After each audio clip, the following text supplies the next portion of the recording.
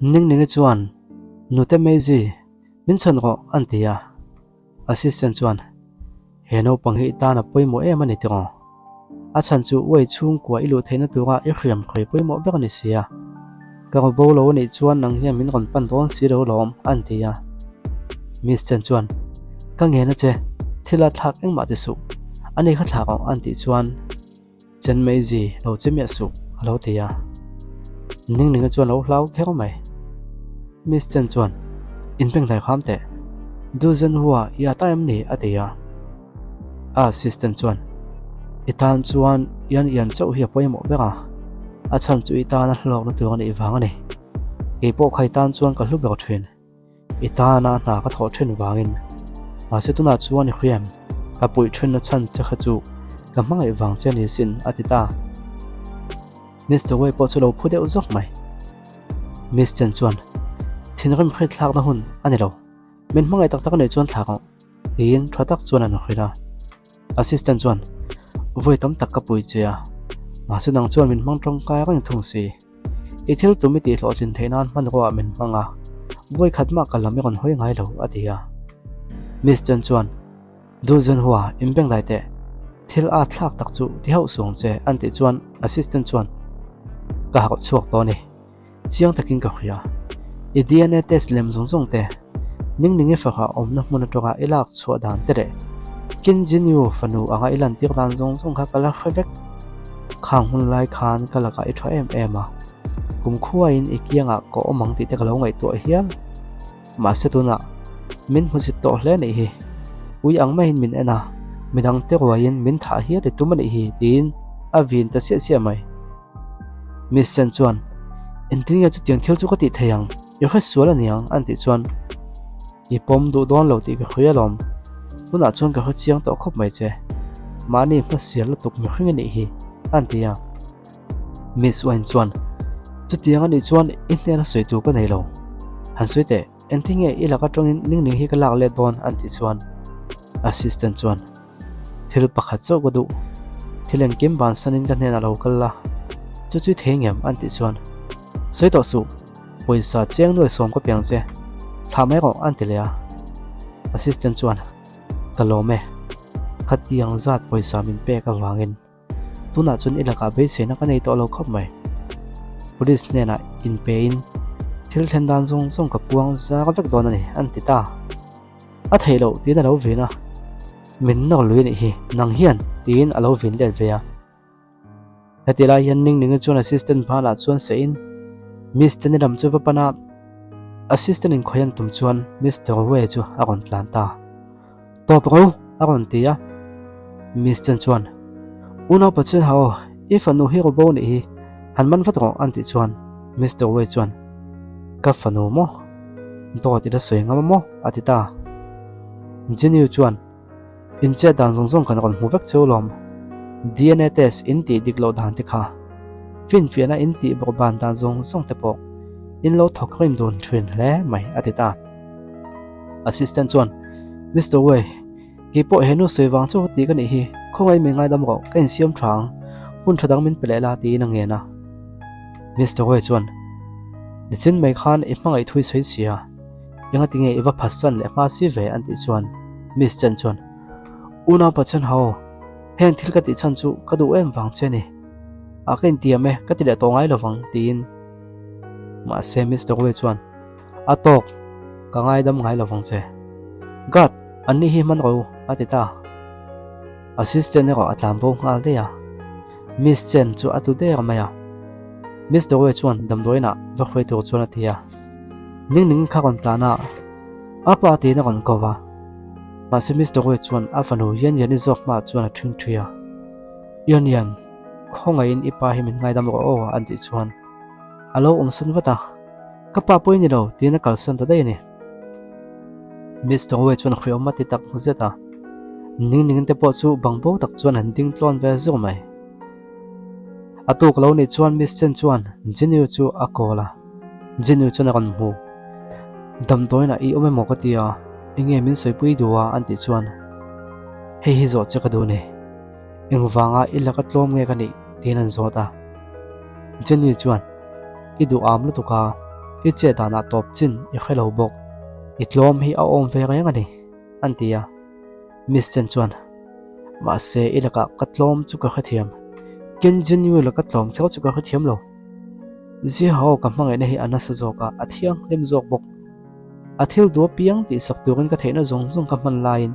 engwanga ama aina niam zok tat nge mo ka ni le anti chuan jin yu chuan mangai na hi chu mi pani in ka thilani ti khathiam lawang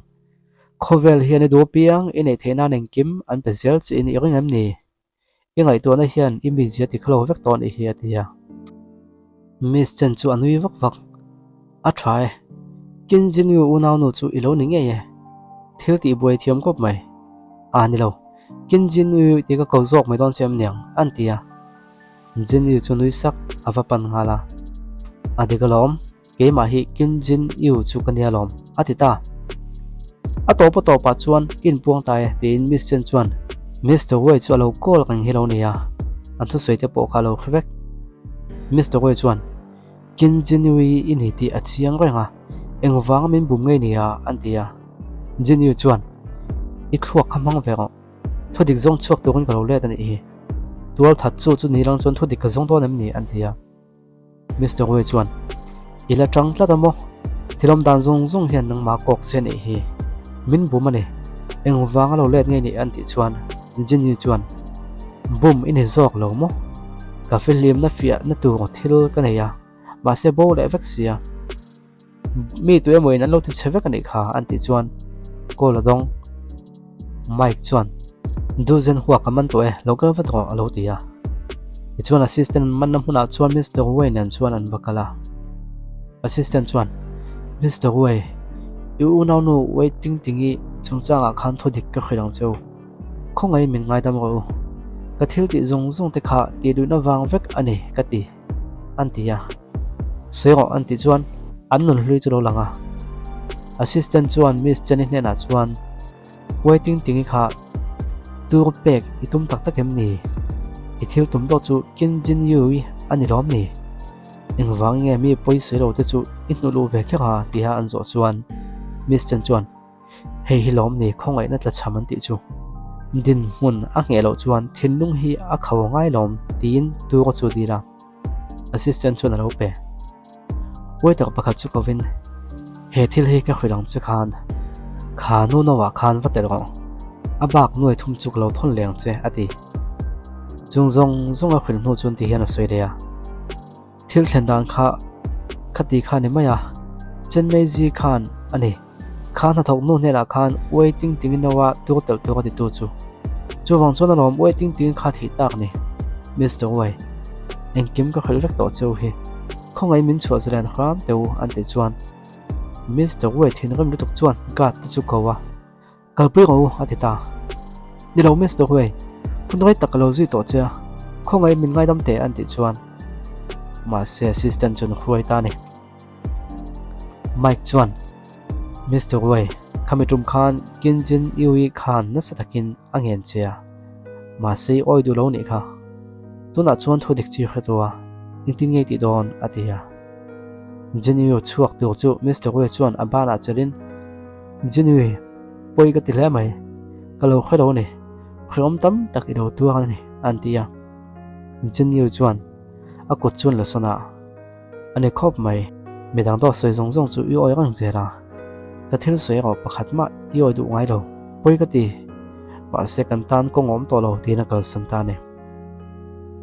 a zui tu chu Mike chuan lo danga nakila chuan Jinyu tenu fa chu Wei chen na ina tang chuan an chuak don ta Mr. Wei chuan i chuak tak tak don am ni alo tia ni e thodik chu lang chuak vek to lom ke le yan ni tan helai hmuna hian omrang atol na om to lo chuan nun hi diam ta kha nang ma nge min hot chuak ani kha enga tinge tuna in chhik le si an ti chuan Mr. Wei chuan kal lo tu na duwa awa chel le thina ma se Jinyu chuan alo phian deuh deuh dora a fanu thela chuan yan inu hi min bek sak kham ta che inu le pa thei kan in thani du lo te ro awati le a yan ni po chon lo be du lovin akal sun san le dei Mr. Wei chuan alo ngen vel tat boka Jinyu chuan yan pon alo wa chuak la inu hi lo ngang che ti na khil a chuan ho chuan Mr. Wei chuna vakwa le a Jinyu khonga inkal su ati Jinyu chuna benga Wei zi hao kalin ka ka engma to lo chuan mic nen khang kanin hual to bok tin zung bun chu a hmu ta Jinyu hei thu diga niam an ti chuan dot khil che ka tan hlok na omem ni tin a chua san teu ta mak mai zan kha chu Mr. Wei chuan mic chu va hmuin thil pek pe a Jinyu nen inin nei don to nin kalo khria kalom puya che ati ma se mic chuan chung chu ka du tu sam bek lom ma se ka du thu hi an hena voi tam tak ka soi chuak tua min pom sak lo ni atia chu tiang thu Mr. Wei nan khre chun rang takin atlan le le ngala eti la hen le lampang lo langa Miss Chen Khan Jinyu fanu chu alo man le a phone mang chuan Jinyu chu a call inu chu chan chuak tuin khil ro an ti chuan nu min chan ro alo thia chuta Miss Chen chu ani vak vak kin Jinyu I hriamo I fanu hlu tak he ka kuta om to hi I local lo ne chuan enge ka ti don ka khami alo ne o chu wang chuan tu na he local nga lang che tin avina Jinyu lau thong chu a thil ti lai chu kal sang hala ti chuan a kon thleng ve ngal Miss Chen chuan khata khan ding ngal ro alo tia Jinyu chuan ka fanu kha tin atum me su thla kha mang che an ti chuan alo ni suwa kin Jinyu hetiang khopa ichiai mel hi bu kaloin be sei me lawa mi fing tak le thil chu thiam tak ini ti ka khria eng tik nia ema chuan I fanu ka kuta la om dona ni ti hi ring phami lo vem nia an ti chuan Jinyu chuan eng thil ngei ti don